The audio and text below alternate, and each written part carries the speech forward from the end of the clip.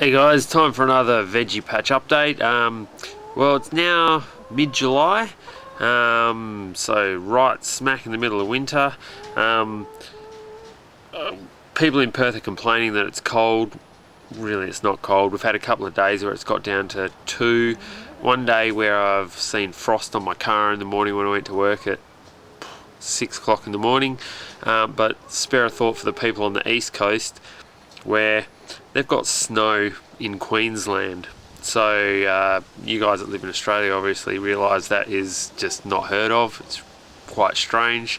But yeah, the few people that follow me in the US, really strange weather going on over on the east coast. So pretty much right right side of the country, right up 3/4 of the way, has had snow. Really weird. Anyway, in Perth we've had still fine, lovely days. Hasn't rained for a few weeks, so even though it's been cold, I've had to still keep watering. Looking forward to some rain on the horizon in the next few days. Anyway, we'll get into the update. Not much change going on. Winter veg is sort of 3/4 of the way through. Starting to plan in my mind spring planting. Yeah, but we'll start over the other side and I'll give you a look around and yeah, we'll see how things are going. So here's the cabbages. Firstly, no cabbages harvested. They all ended up getting ripped out, like you probably would have seen in the last video I was talking about, and they've gone over the last few weeks to the chickens. However, we will get, it looks like, a couple of red cabbage here, and I don't think this is going to form a heart in time before I need to plant something else. I'll give it the chance, because this one actually looks quite healthy. It doesn't look like it copped any damage at all. The rest of the bed's been cleaned out. Over the back here, you can see I've finally found something to grow here. Parsley. Nothing ever grows next to the grapevine here. Excuse the rubbish. This is the under the kids' cubby house, so they do tend to do all sorts of strange things under here. But yeah, there's a parsley. Lovely curly parsley. Happy I found something to grow there. Next is the cauliflower. The large cauliflower have all been harvested. They were along here and dotted between here. Now we're down to the smaller ones that were aphid affected. This one here is the size of my hand, so that's okay, but this one here is probably half size. This one here is bite size. I don't think it'll get much bigger than that. And this one here, well, that's nothing at all. So that'll end up going to the chickens. But at least we did get something, because I wasn't planning on getting much at all.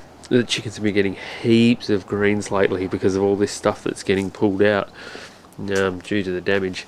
Broccoli, we actually got a reasonable harvest out of that the last month, so very happy with that from where it was to where it got to. Still got some heads here. These ones aren't as tightly formed as the other ones are harvested, but nonetheless they're still good, still edible. These ones here, however, I mean, they're still alright, but yeah, that's still due to the aphid stunting their growth at the start. This one here I've left in. You can see I've chopped the main stalk away. If you look here, you see how thick this one is compared to these other ones. These ones are very spindly looking, and this one here, because it's so healthy looking, I've left it in, and it's starting to throw these little side shoots, which is good. So we get like a little double harvest on this one. Very happy about that, and it looks like there's a few more coming just down here. So happy days with that. Kale, pretty much I've had no harvest out of that this year. I've got these ones in here which I'll probably get a small harvest out of. Most of them were ripped out, so compared to last year where I got an abundance of kale, this year not much at all. And I really like my kale, so I'm a bit disappointed about that. This is the bunching broccoli. This I actually prefer to the normal broccoli. These stalks are so tender, and if you just take them off about here, you don't get much of this top.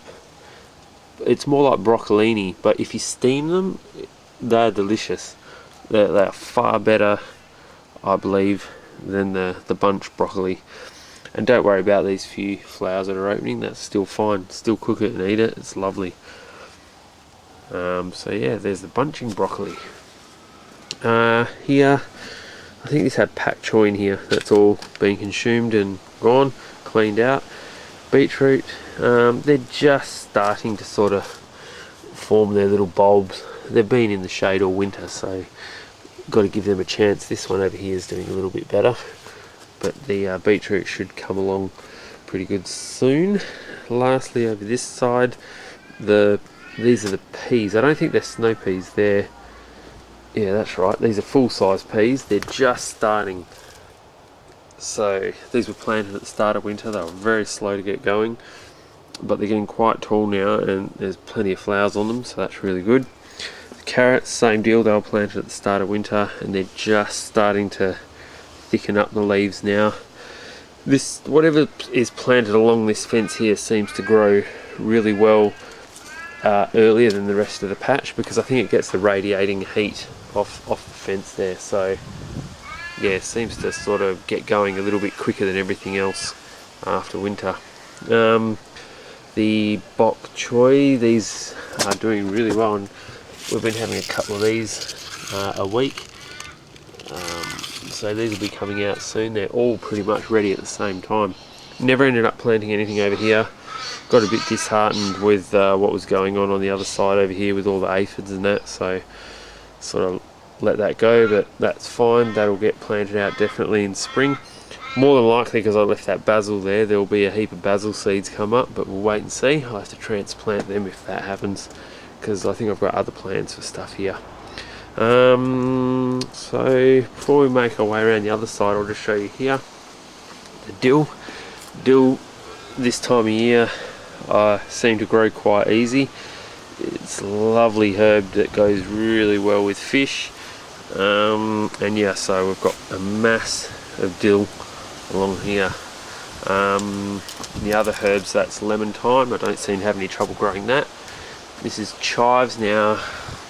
Oh, I keep getting confused. I think this one's garlic chive, the flat one. The other one around there, the smaller one, I'm pretty sure that's onion chive. This started to take over a bit. It sort of got way down here, so I divided that off here. Mum's one died, so I chopped mine, divided it and gave that to Mum, so she's happy now. She won't have to pester me for garlic chives. The coriander is starting to bolt. I always have trouble with coriander. I'm not sure if everyone else does, but no matter what time, obviously it's very hard to grow in summer or even spring, but yeah, I always have trouble trying to grow coriander.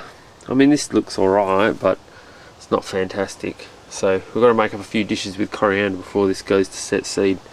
Anyway, and mint, same deal with that. It was starting to take over and make its way down here, so I had to chop that back.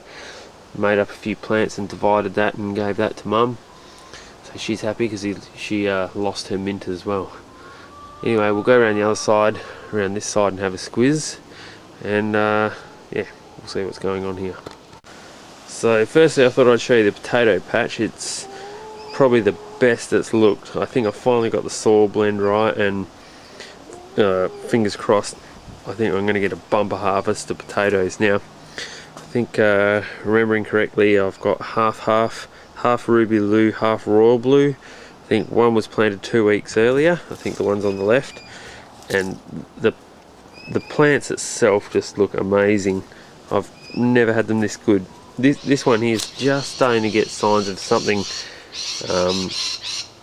attacking it. You can see some holes there, but apart from that, I've never had them like look this healthy, this dark green, glossy, and they're starting to show signs of some flowers. So, and I've already had a sneak peek. If you look on my Facebook page, you would have seen that, but I'll show you as well on here. There we go, look, 1, 2, 3, 4, there's at least 4 there. So I mean, it's pretty safe to say I think I've finally cracked it with the potatoes, so really happy about that. But we've got to wait for them to die back yet, and it will still be a couple of months, and I'll do a potato reveal clip on that. Around this side, The bees are getting stuck into the blueberries. You can see one. Oh, where'd he go? Oh, well, there was a bee there. The bees are really getting stuck into the blueberries at the moment. They are absolutely covered with flowers, which is a good sign. Looks like these, I think these are called Sunshine Blue, this variety. They just love this spot in the pots. I've got one here and the other Sunshine Blue is over there. This variety here does not do so well.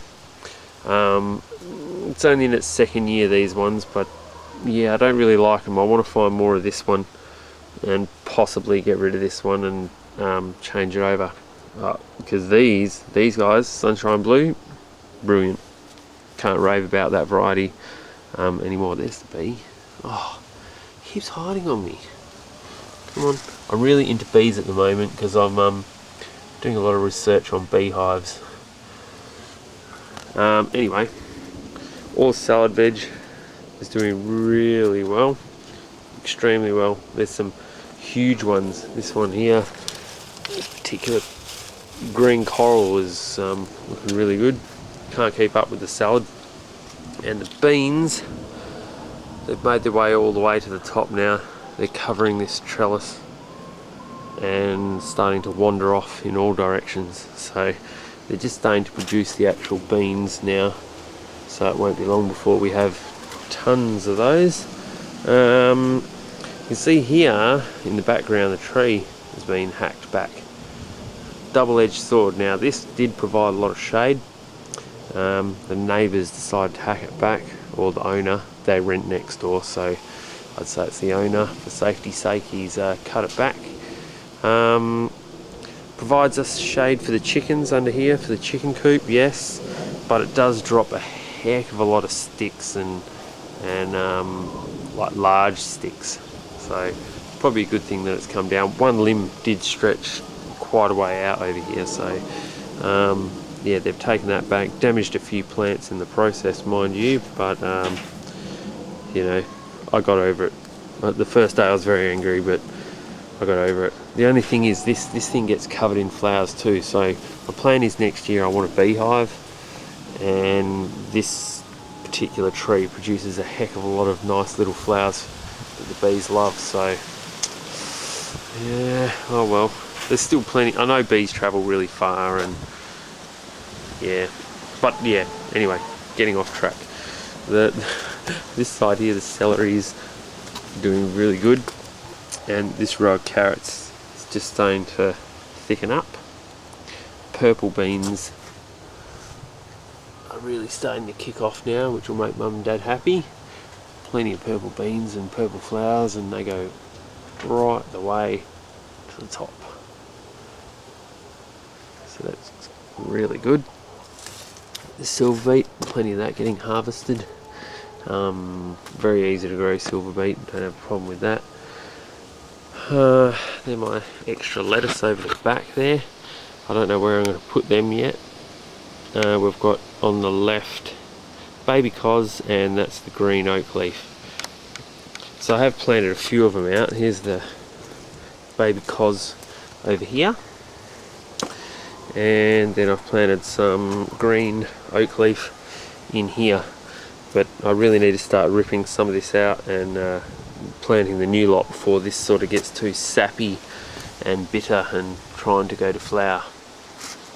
So yeah, that's that side of the patch. Over here, the lucky last, only a couple of more things to show you. The pineapples, haven't shown the pineapples for a while. I mean, they're not huge, but I mean, that's edible size, so I'm happy with that. This one here is a little bit smaller. Hello girls, say hello. Yeah, this one's probably the better one. And the bananas, here's the bananas. They're probably only the size of a finger, quite literally. They're probably a lady finger banana, I think, from memory. But I don't think they're going to do anything. I don't think they're going to be edible. They're not getting any fatter, they're not getting any bigger. I know I should have used the flour. There's plenty of dishes you can do with that, but I didn't. But we'll wait and see. We'll leave them on. yeah, that's my second banana hand I've had. Yeah, you can see damage on the banana palm behind here. That's the one that got hit by the tree limb coming down. So this one will probably die. It's only got 1 or 2 leaves left on it. Lucky last, all the fruit trees here are doing fine. I've weeded between all the onions here. These all got trampled when they came round to take down the tree. Obviously some of the limbs must have come in here, climbed over, not knowing that this was actually vegetable garden, and trampled my onions, but they've seemed to bounce back okay.